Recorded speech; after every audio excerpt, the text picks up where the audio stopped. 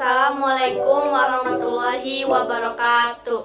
Perkenalkan, kami dari kelompok 4, tingkat 1, semester 1 dari Akademi Farmasi Al-Islah Cilegon. Baiklah, di sini kami akan menjelaskan tentang materi pengenalan obat. Sebelum itu, kami akan memperkenalkan nama terlebih dahulu. Perkenalkan, nama saya Sofia Metasari. Dan rekan saya, nama saya Risma Kartika Sari. Baiklah, kami akan menjelaskan materi pengenalan obat. Selamat menonton. Obat adalah semua bahan tunggal atau campuran yang digunakan oleh semua makhluk. Bisa menyembuhkan penyakit, meringankan sakit, meringankan gejala penyakit, ataupun kelainan yang lainnya. Dan jenis-jenis obat juga ada berbagai macam seperti pil, tablet, sirup, dan ada juga obat yang berasal dari tanaman tumbuh-tumbuhan seperti jamu, obat-obat tradisional lainnya yang bisa menyembuhkan luka atau penyakit dalam atau penyakit luar. Itu ada obat bebas terbatas, obat wajib apotek, dan obat psikotropika dan narkotika. Pertama, saya akan menjelaskan obat bebas. Obat bebas adalah obat yang boleh dibeli secara bebas tanpa menggunakan resep dokter. Obat ini relatif aman dan memiliki efek samping yang relatif rendah. Yang kedua, ada obat bebas terbatas. Obat bebas terbatas adalah obat yang boleh dibeli tanpa menggunakan resep dari dokter. Yang sebenarnya obat ini itu termasuk ke dalam kategori obat keras, namun dalam jumlah tertentu masih bisa dijual di apotek dan dapat diperoleh tanpa resep dokter. Namun mempunyai peringatan khusus saat menggunakannya. Yang ketiga, ada obat keras. Obat ini hanya boleh dibeli menggunakan resep dokter. Obat-obatan yang termasuk dalam kategori ini jika digunakan tidak berdasarkan pengawasan dari dokter, dikhawatirkan dapat memperparah penyakit, tentunya dapat meracuni tubuh, bahkan berujung pada kematian. Yang keempat, ada obat psikotropika dan narkotika. Obat ini hanya boleh dibeli menggunakan resep dari dokter dan dapat membahayakan dan dapat juga ketergantungan.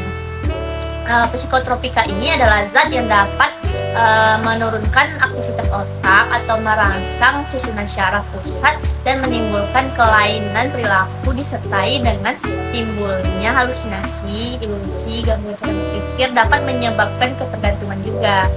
Ini adalah zat yang dapat menimbulkan pengaruh-pengaruh tertentu bagi penggunanya. Penggunanya itu dengan cara memasukkan ke dalam tubuh. Pengaruh obat ini tuh berupa pembiusan, hilangnya rasa sakit, rangsangan semangat, halusinasi atau timbulnya khayalan-khayalan yang menyebabkan efek samping atau efek ketergantungan bagi pemakaiannya. Setiap obat yang beredar di pasaran atau di apotek selalu memiliki informasi tertentu seperti obatnya yang menyertai kemasan obat atau brosur obat atau leaflet. Informasi tersebut harus diperhatikan pada obat tersebut seperti nama obat, zat aktif yang terkandung, logo atau simbol golongan obat, nomor izin obat atau nomor registrasi obat, waktu kadaluarsa, expired date, kemasan obat, indikasi obat, efek samping obat, serta nama dan alamat industri obat. Jadi jika kita membeli obat, kita harus memperhatikan hal-hal tersebut. Jika tidak ada, berarti obat tersebut dapat dipertanyakan keamanannya. Cara penyimpanan obat bisa dengan abjad, bisa dengan farmakologinya, bisa dengan suhu, dan juga bisa memakai sistem FIFO dan FIFO. Pertama, obat pada sirup kita kocok dahulu sebelum meminum obat sirup. Nah, selanjutnya obat tetes mata dan salep mata. Obat ini termasuk obat steril. Maka untuk mencegah kontaminasinya, ujung wadah jangan terkena permukaan lain dan tutup rapat sesudah digunakan. Nah, cara penggunaan obat ini dimulai dengan mencuci tangan, lalu teteskan atau oleskan pada bagian kantung mata. Jangan sentuh bagian ujung obat. dengan mata.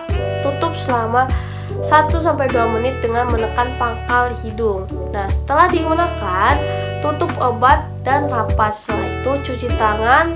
Selanjutnya ada obat kulit untuk salep. Nah, sebelum menggunakannya kita cuci tangan dahulu. Setelah itu kita oleskan tipis-tipis pada bagian yang sakit. Selanjutnya ada obat tetes hidung. Kita akan terlebih dahulu bersihkan hidung. Setelah itu berbaring dan tergadahkan kepala hingga dagu menghadap ke atas. Nah, teteskan obat pada lubang hidung, tahan posisi selama 2-3 menit. Nah, bersihkan ujung tetes hidung dengan air panas, lap, dan tisu. Nah, jangan gunakan satu obat atau lebih dari satu orang, yaitu obat ini harus dibuang dan jangan dipakai lagi dengan orang lain. Nah, selanjutnya ada obat tetes telinga.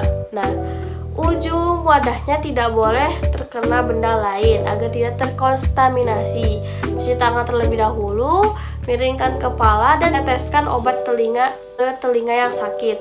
Nah, setelah itu setelah digunakan, ujung wadah cukup dikeringkan dengan tisu.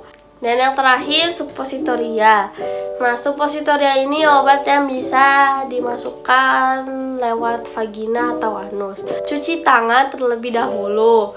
Lalu buka bungkus obat dan lunakkan suppositoria dengan air putih atau dihangatkan dengan genggaman tangan 10-15 detik.